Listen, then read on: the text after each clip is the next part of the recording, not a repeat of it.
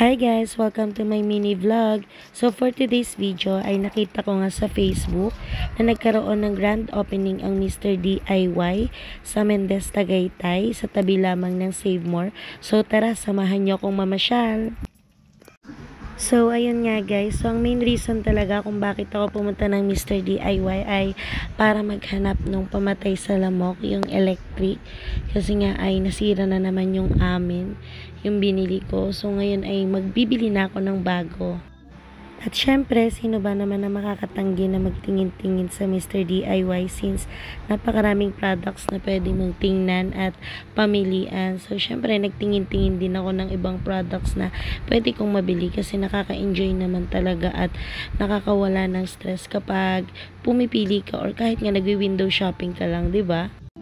Napakasenti nga ng kanta dito sa Mr. DIY at syempre dahil nakakita tayo ng salamin, syempre hindi tayo kukuha ng video sa harap ng mga salamin.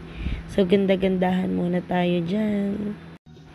Ang dami talagang pwedeng bilhin dito sa Mr. DIY. So ayan nga, so nagbabody shot naman ako para ganda tayo, 'di ba? Kaso nga lang ang dumi ng salamin.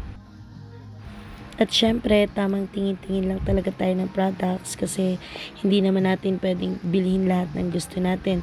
So, yung mga kailangan lang natin, yun lang yung uunahin natin. At ayun na nga, napadaan ako dito at natuwa ko kasi may iba't ibang color yung mga cupcake holder nila. So, naalala ko tuloy yung mga ginagawa kong mini donut. So, 2 PM na nga nito. At syempre, gutom na itong kasama ko.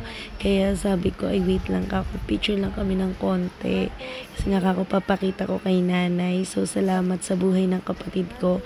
Kasi namiss ko din itong kasama. Kasi nga, nagkahiwalay na kami ng school. So, hindi na kami magkasabay pag umuuwi. So, gusto ko siyang makabanding today. At ayun nga, sinamahan niya ako. So, thank you. 1, 2, 3.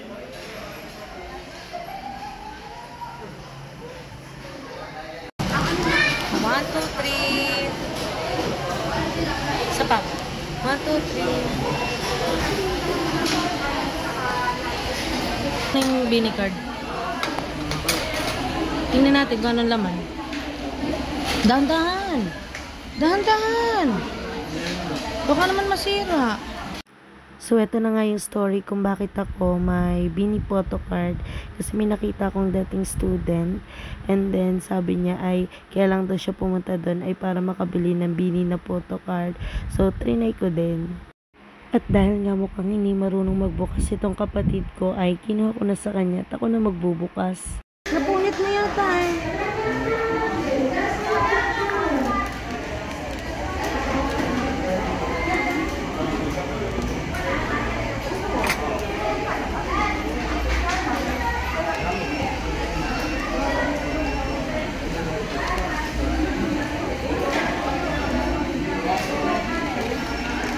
For experience. Nakita na agad. Hindi pa. Pakita mo na. Sino nga ba yan? Si... Kalimutan. Si Gwen na nga ang gusto. Bakit? Akala ko bibigay mo sa akin. Bakit? Diba ayaw mo sabi?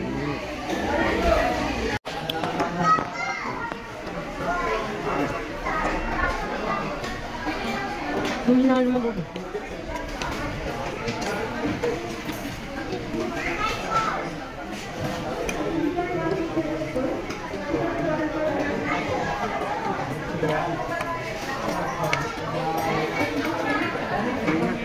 Gusto mo ba?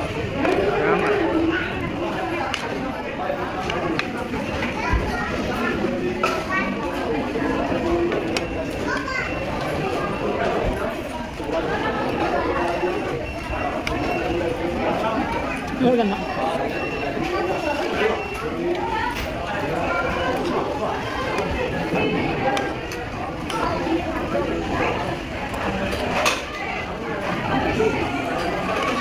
Saan ba sila nag-aaral? Okay.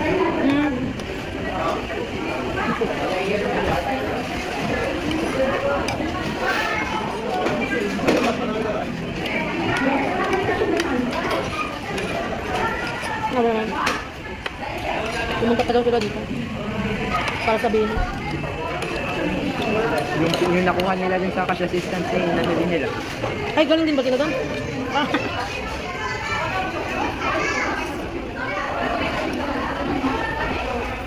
Kapag namin yung ginawa, patay. Ano? Kuwarang gayon. Ay.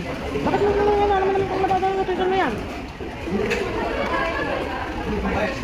Yung aldrin yung table, bayaran mo sa akin ha. Gawin mo ka ba yan yung chicken mo?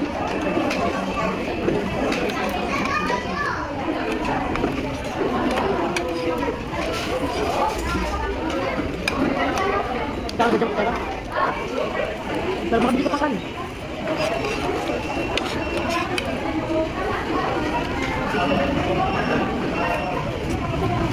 Ano parang si tatay? Kalat mo.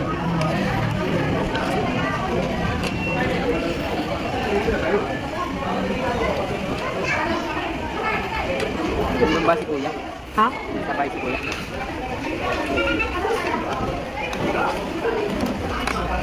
Anong laman nun? 4 lang. 2, 3, 4.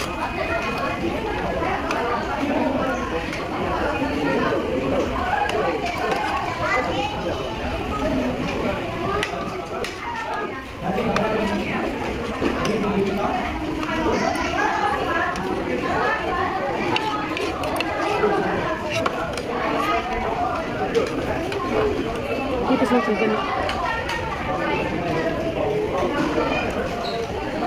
Bumit na chicken nila.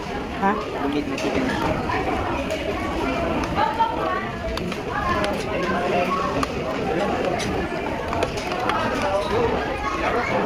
May pang lang.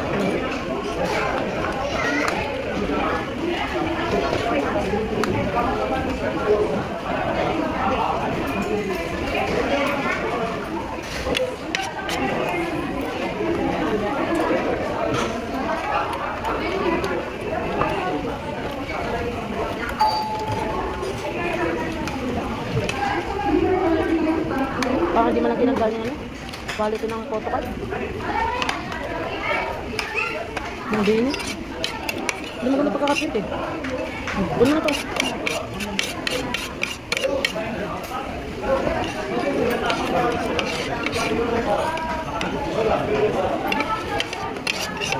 Kay Gwen na tayo yung bayad na ano.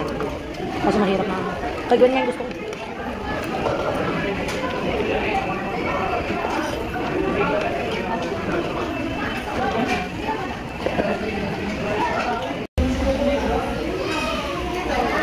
Sa lahat ng nabili ko sa Mr. DIY, ito ang aking paborito, yung freebies nila para sa promo. Ganda. Cute. Meron pang isa. Ito aking favorite. 4 na payong. I love Mr. DIY. Thank you guys for watching. See you in my next vlog.